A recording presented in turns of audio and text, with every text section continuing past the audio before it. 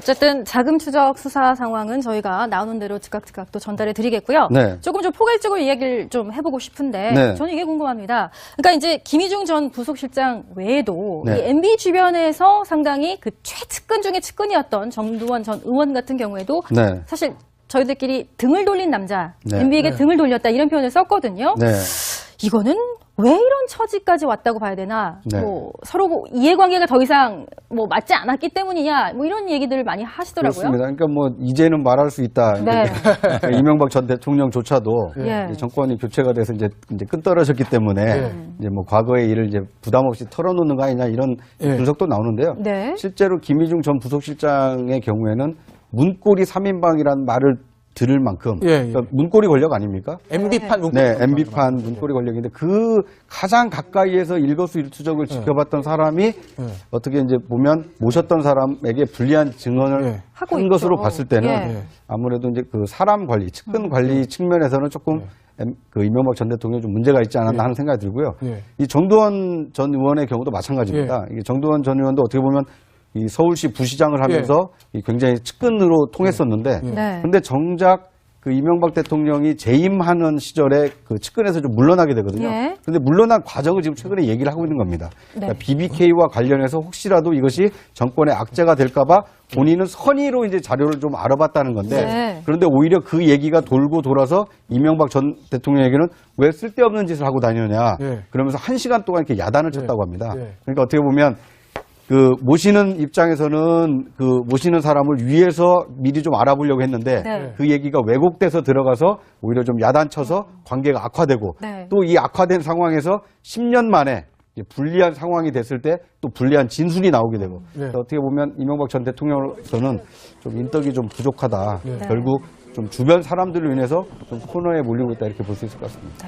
박상호 소장, 정두원 의원이 이제 이명박 전 대통령과 등을 돌리게 된 과정에 대해서 앞서 이제 구장차장이 이제 설명해 주셨는데, 그러면 나름대로 그 당시 이제 청와대 내에서 권력 투쟁의 결과 정두원 의원이 밀려난 건 아니겠습니까? 그렇죠. 그런데 다른 정권과 달리 뭐 YS나 DJ도 아니고 노무현 정권과 달리 이 이명박 전 대통령, MB 정권, 그 다음에 박근혜 전 정권에서 측근들과 이 대통령과의 등을 돌리게 된 일이 다른 정권보다 좀 많은 이유.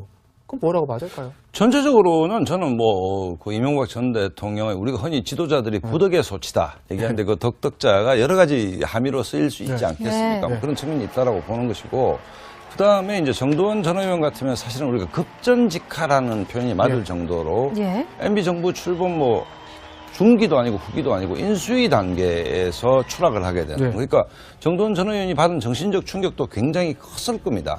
컸을 것이고, 그다음에 그때 대선에서 핵심이 이제 뭐 도곡동 땅 문제나 BBK 땅이 있었고, 정두원 의원 얘기에 의하면 이 문제에 대해서 MB 말을 100% 신뢰를 하면서 정리정돈을 하려고 그랬는데 MB는 오해를 해서 자기를 뒷조사한다라고. 그럼 사실은 뒷조사를 했는지 아닌지는 쌍방 얘기를 들어봐야 되는데 일단 정두원 전 의원 얘기는 그렇습니다. 그런데 어쨌든 정두원 전 의원 입장에서, 정치인 입장에서 정권이 거의 출범해서 그야말로 계속 항진을 해야 될 시점. 배가 바다에 겨우 이제 닻을 내리는 시점에서 그 추락을 해버렸기 때문에 그 이후에 뭐 정두원 의원이 뭐 지금까지 그때부터 MB 정부에 대해서 계속 이제 날을 세우고 있는 것인데 뭐 어쨌든 뭐 이렇게 MB 입장에서는 굉장히 아픈 부분인 것만은 틀림없어 보입니다. 한 가지 분명한 것은 이명박 전 대통령께서 그 정치보복에 대해서 그 규정하고 나름 억울하다라고 하는 소명을 하는 것도 좋습니다. 그리고 측근들이 이전 투구로 한번 빠져보자는 거냐라고 나서는 것도 뭐 인간적으로 이해 못할 바 아닙니다. 그러나 먼저 핵심 측근들이 특수활동비로 구속되지 않았습니까? 그렇다면 최소한 그 핵심 측근들의 보좌를 받았던 전직 대통령으로서 국민들에게 정치적이고 도의적인 책임에 대해서 사과는 먼저 선행되는 것들이 우선이라는 생각이 들고요. 그리고 난 연후에 정치권보다는 검찰 수사에 의해서 명명백백한 진실이 밝혀져야 된다는 생각이 듭니다. 이 이명박 전 대통령, MB 정권, 그 다음에 박근혜 전 정권에서 측근들과 이 대통령과의 등을 돌리게 된 일이 다른 정권보다 좀 많은 이유.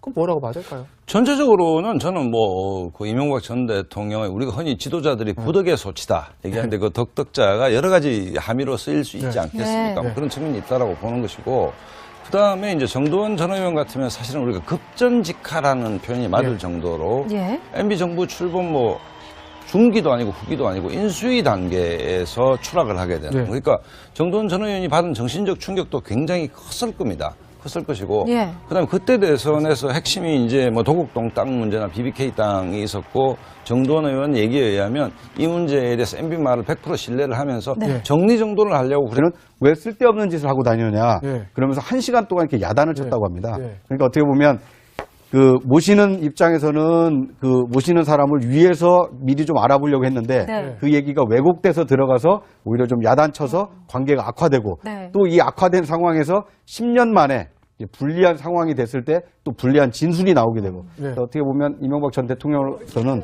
좀 인덕이 좀 부족하다. 네. 결국 좀 주변 사람들로 인해서 좀 코너에 몰리고 있다 이렇게 볼 수 있을 것 같습니다.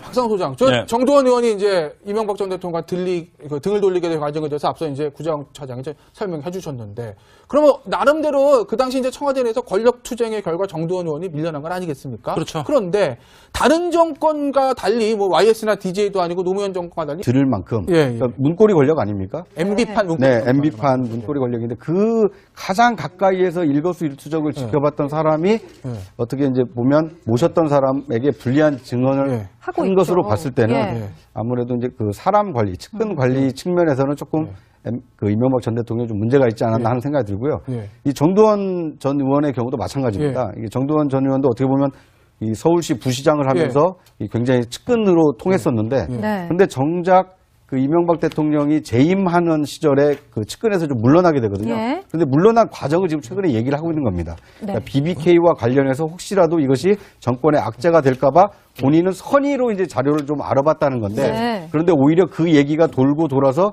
이명박 전 대통령에게 했는데 MB는 오해를 해서 자기를 뒷조사한다라고. 예, 예. 그럼 사실은 뒷조사를 했는지 아닌지는 쌍방 얘기를 들어봐야 되는데 일단 정두원 전 의원 얘기는 그렇습니다.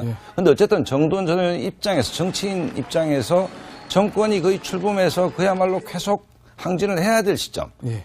배가 바다에 겨우 이제 닻을 내리는 시점에서 그 추락을 해버렸기 때문에 네. 그 이후에 뭐 정도원 의원이 뭐 지금까지 그때부터 MB 정부에 대해서 계속 이제 날을 세우고 있는 것인데 뭐 어쨌든 뭐 이렇게 MB 입장에서는 굉장히 아픈 부분인 것만은 틀림없어 보입니다.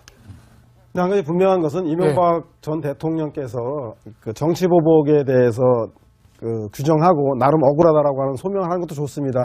그리고 측근들이 이전 투구 어쨌든 자금 추적 수사 상황은 저희가 나오는 대로 즉각 또 전달해 드리겠고요. 네. 조금 좀 포괄적으로 이야기를 좀 해보고 싶은데 네. 저는 이게 궁금합니다. 그러니까 이제 김희중 전 부속실장 외에도 네. 이 MB 주변에서 상당히 그 최측근 중에 측근이었던 정두원 전 의원 같은 경우에도 네. 사실 저희들끼리 등을 돌린 남자, 네. MB에게 등을 돌렸다 이런 표현을 썼거든요. 네. 이거는 왜 이런 처지까지 왔다고 봐야 되나? 네. 뭐 서로 뭐 이해관계가 더 이상 뭐 맞지 않았기 때문이냐? 뭐 이런 얘기들을 많이 하시더라고요. 그렇습니다. 그러니까 뭐 이제는 말할 수 있다. 네. 그러니까 이명박 전 대통령조차도 예. 이제 정권이 교체가 돼서 이제 끈떨어졌기 때문에 이제 뭐 과거의 일을 이제 부담 없이 털어놓는 거 아니냐 이런 예. 분석도 나오는데요. 네. 실제로 김희중 전 부속실장의 경우에는 문고리 3인방이라는 말을